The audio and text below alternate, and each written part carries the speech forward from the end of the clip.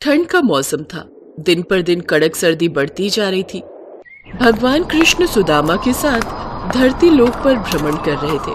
कान्हा, देखो धरती लोक पर सर्दी कितनी बढ़ गई है। इतने समय बाद धरती लोक पर सर्दी का आनंद ही कुछ और महसूस हो रहा है। मेरा तो मन कर रहा है आज पूरा दिन ही हम धरती लोक पर भ्रमण करें। वो बात तो सही है सुदामा, पर धरती लोक पर रात गुजारने के लिए हमें रजाई की आवश्यकता होगी। हम अपने साथ कुछ भी लेकर नहीं आए हैं, तो इसमें देर किस बात की है। हम किसी रजाई बनाने वाले को ढूंढ लेते हैं। कोई तो हमें रजाई बना ही देगा। हाँ, वो तो हमें देखना पड़ेगा। अभी तो रात होने का समय है। चलो हम किसी रजाई बनाने वाले को ढूंढते हैं और रजाई बनवाकर रात आराम से किसी पेड़ के नीचे गुजारेंगे। इसी बहाने हम ठंड का आनंद भी ले लेंगे। कान्हा, ये क्या कह रहे हो? एक उंगली के आकार जितना कपड़े का टुकड़ा और रुई, वो भी इतनी जरा सी, जो तुम्हारी हथेली में समा जाए, इससे रजाई बन जाएगी? तुम भी शरारत करना कभी नहीं छोड़ते। तुम्हारी तो माया ही अद्भुत है। सुदामा, मैं अपने भक्तों का निस्वार्थ प्रेम देखना चाहता हूं, इसलिए एक छोटी सी परीक्षा ही सही। कान्हा जी और सुदामा जी ने साधारण छोटे बालकों का रूप धारण कर लिया। कान्हा ने अपने एक हाथ में कपड़े का एक छोटा सा टुकड़ा और एक हाथ में थोड़ी सी रुई ले ली और रजाई बनवाने के लिए वो सभी रजाई वालों के पास घूमते रहे, पर कोई भी रजाई वाला उनकी रजाई नहीं बना रहा था। उल्टा वो उन पर हंस रहे थे।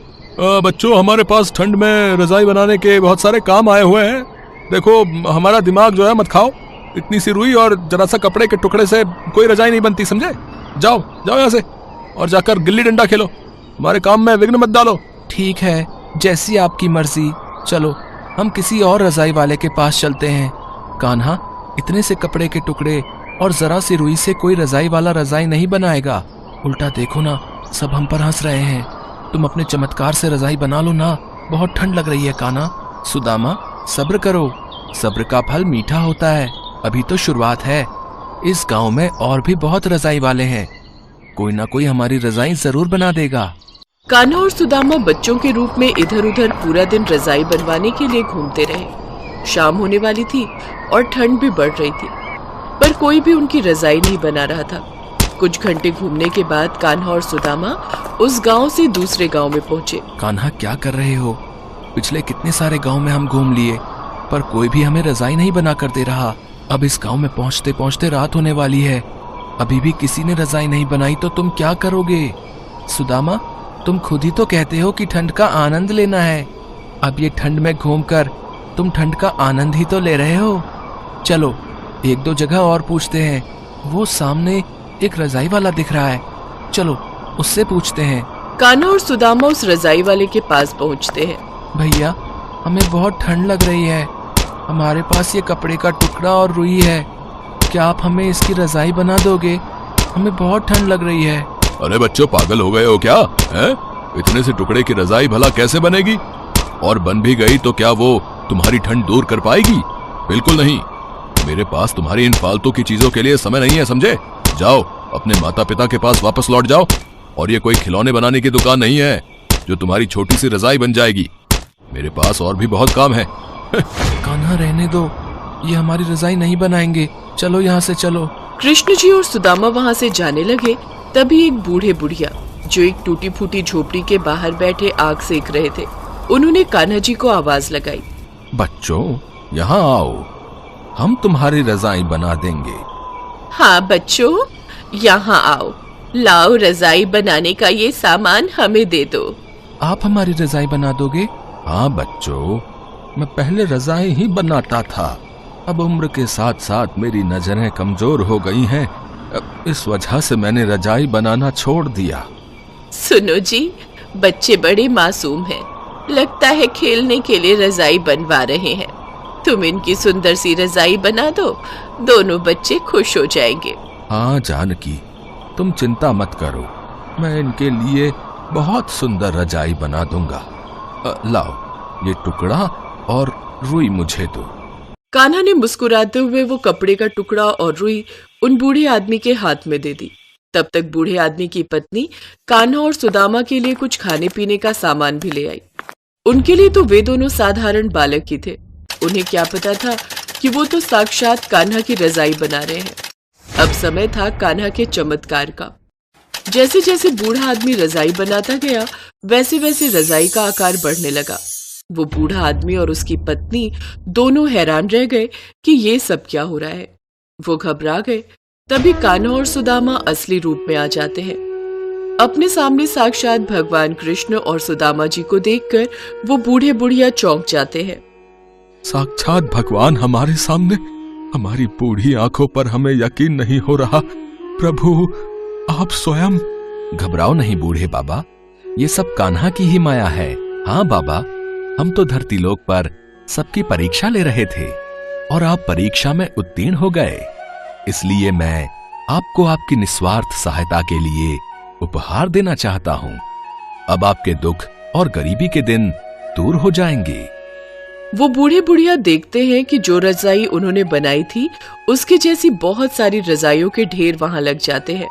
आपने हमारे लिए रजाई बनाई, इसलिए मैं आपको ये सारी रजाइयां उपहार में दे रहा हूं।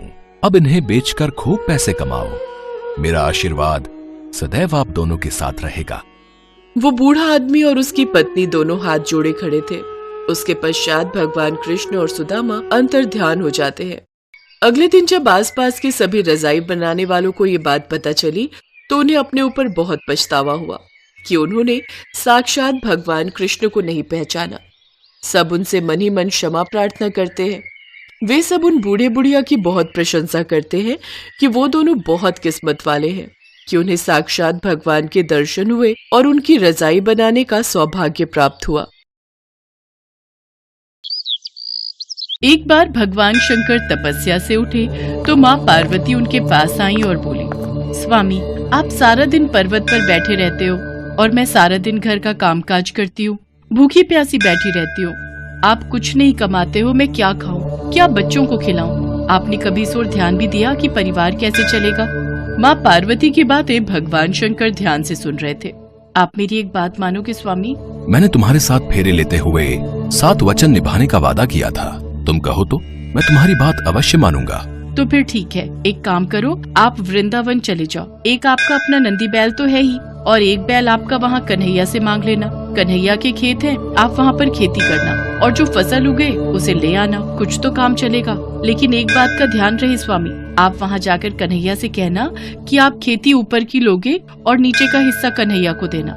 ठीक है देवी पार्वती, मैं अभी नंदी बैल पर बैठकर वृंदावन जाता हूँ।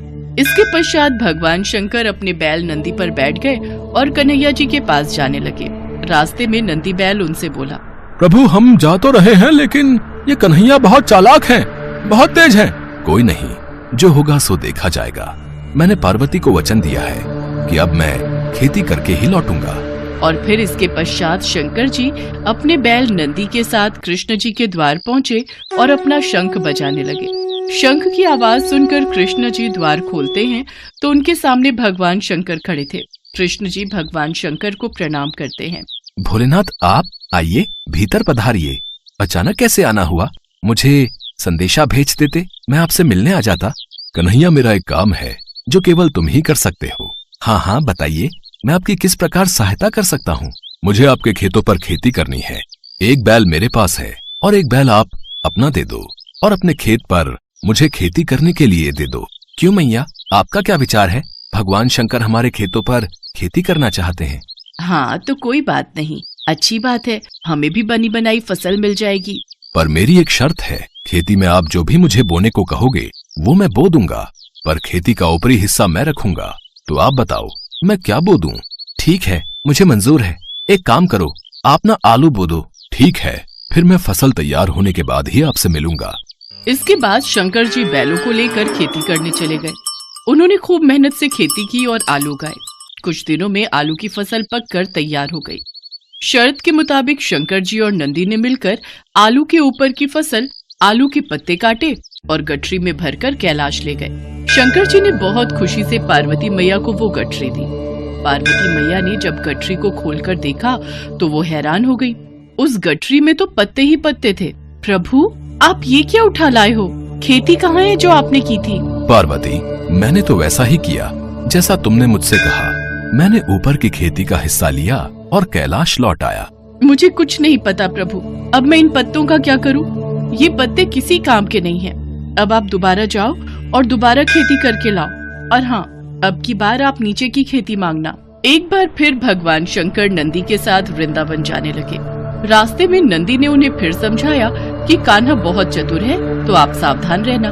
शंकर जी ने फिर से वही कहा कि जो होगा देखा जाएगा। कन्हैया, मुझे आपके बैल और खेत फिर से चाहिए। मुझे एक बार फिर खेती करनी है, पर इस बार मेरी शर्त यह है कि मैं खेती नीचे की लूंगा, ऊपर की आप रखना। बताओ मैं क्या बो दूं? ठीक है फिर तो आप बाजरा बो दो। कृष्ण जी के कहने पर शंकर जी ने बाजरा बो दिया और खेती की, उसकी अच्छे से रखवाली की और कुछ ही समय में बहुत अच्छी बाजरे की फसल उगाई। शंकर जी बाजरे के नीचे की डंडियां तोड़कर कैलाश ले गए और ऊपर का बाजरा सारा कृष्ण जी और यशोदा मैया घर ले गए। कैलाश पहुंचकर जब शंकर जी ने माता पार्वती को बाजरे के नीचे की डंडियों से भरी गठरी दिखाई तो वो फिर से क्रोधित हो गई। अरे आप ये क्या ले आए? ये तो घास फूस है, इनका मैं क्या करूंगी? इसमें बाजरे के दाने कहाँ हैं? पार्वती, मुझे तो तुमने कहा कि मैं नीचे की खेती ले आऊं, इसलिए ऊपर की खेती मैंने कन्हैया को दे दी। मुझे कुछ नहीं पता, मैं क्या बनाऊं और क्या खिलाऊं। आप एक बार फिर से जाओ और इस बार कन्हैया से कहना कि ऊपर और नीचे दोनों की खेती आप ही रखोगे। ठीक है पार्वती, जैसा तुम कहो, मैं फिर से जाता हूँ। चलो नंदी। शंकर जी कन्हैया के द्वार पर पहुँचे और उनसे फिर से खेती करने के लिए कहा। कन्हैया, इस बार ऊपर और नीचे दोनों की खेती मैं ही लूंगा। बताओ मुझे क्या बोना है? ठीक है, इसमें मुझे कोई आपत्ति नहीं है। आप इस बार मक्का बोलो। इस बार आप ऊपर और नीचे की खेती ले लेना और जो बचेगा वो मैं रख लूंगा। शंकर जी फिर से खेती करने लगे। कुछ ही समय में मक्का की बहुत अच्छी फसल उगाई।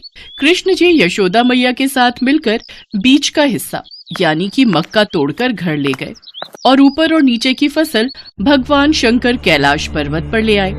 इस बार नंदी और भगवान शंकर बहुत खुश थे कि ऊपर और नीचे की दोनों खेती देखकर माता पार्वती बहुत खुश होंगी। पर जैसे ही उन्होंने माँ पार्वती को खेती की गठरी पकड़ाई, जिसे देखकर माँ पार्वती अपना सिर पकड़कर बैठ गई।